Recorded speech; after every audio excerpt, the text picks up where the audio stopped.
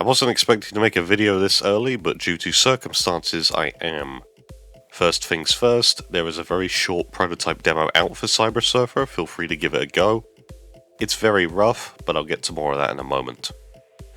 But the big update gameplay wise is the inclusion of Bezier curve rails. Last time I mentioned that I wanted to have smoother and better rail grinding as well as rails that aren't completely straight. Well, after a good amount of hitting my head against the problem, I finally got a solution. It doesn't involve spline animate, but I do use the spline utilities part of the API. I'll be making a video tutorial that will be going over the nitty-gritty details of how it works, but to sum up in short, spline utility lets me find the closest point on the spline to place the player, but also gives me the 0 to 1 normalized time value that I can use as the starting point. Then I just progress up and down the rail by incrementing or decrementing the elapsed time by time.delta time, and then getting the 0 to 1 normalized time by dividing the elapsed time by the total time it would take to go down the spline. Then I pass that into an evaluate method to get the position. It works fairly well, although it has some troubles with loops. I brushed past a lot of the details, but as I said, I'll be doing a dedicated video on it. Hopefully it'll help you guys out with some of your games. Back to the demo. There's two levels, a tutorial level and a proper demo level.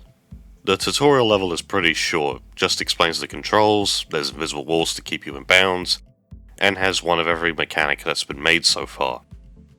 So ramps, walls, rails, etc. It does the job, but the feedback I've been getting seems to suggest that players aren't actually reading the messages and are just blasting through. Especially when they get to the second level and realize that the invisible walls keeping you in bounds in the tutorial level are no longer there and complain about falling into the abyss. By the way, you can reset your position by pressing R or the touchpad or select button. The second level is a bit more indicative of the idea I'm going for.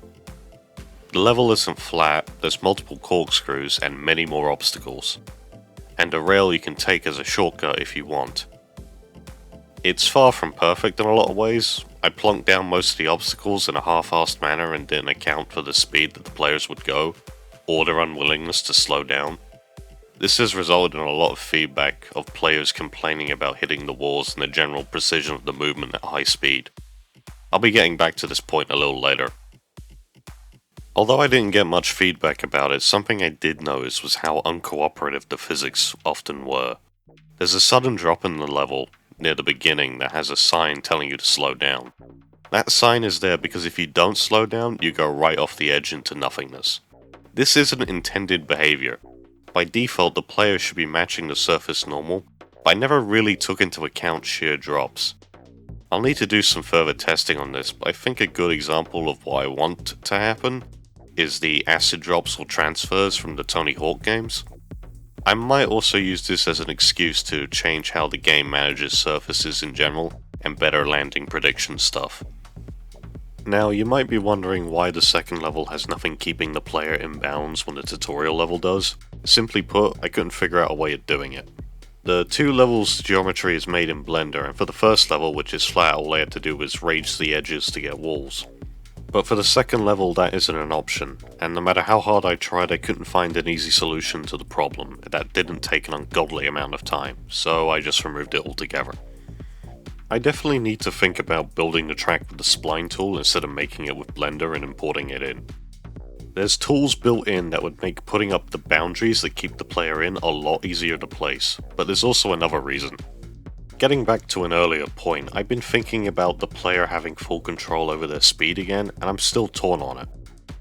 I still like the idea of the original design of only being able to move left and right, while constantly moving forward, and balancing the game around dodging things and hitting ramps, as I was doing in the earlier prototypes.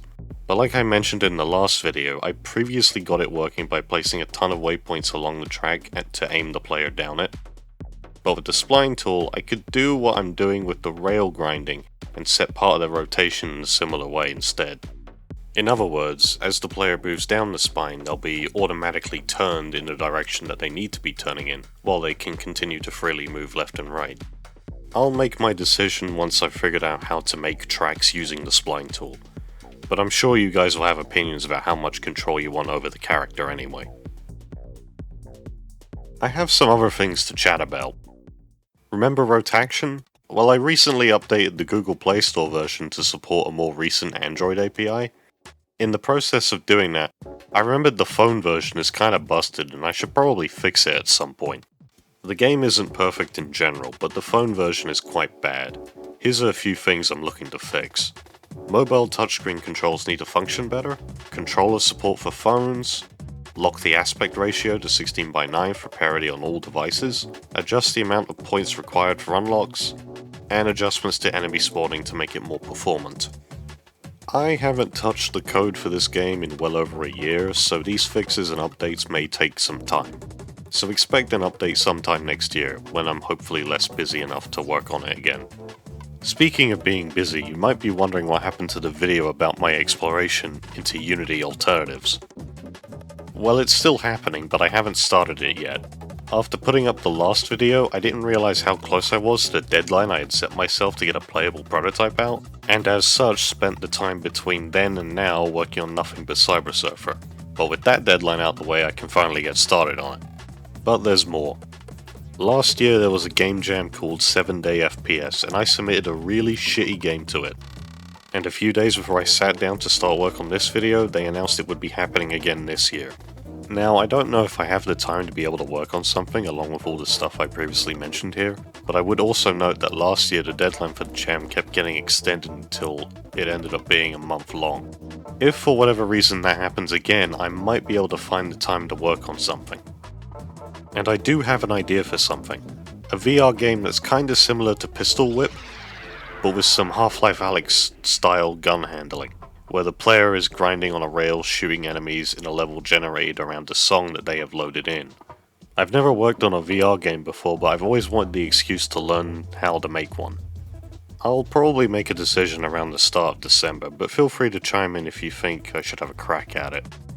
That's the end of the video, but just before I go, I will be running sales for a couple of things I sell on my itch page during the Black Friday and Christmas periods. I'll put the dates on screen and leave links in the description if anyone is interested. As a reminder, I stream regularly on Twitch, and you can throw money at me on Ko-fi if you want, although I probably would feel better if you bought stuff from me on itch because then you get something out of it. Anyway, links in the description, and I'll see you next time.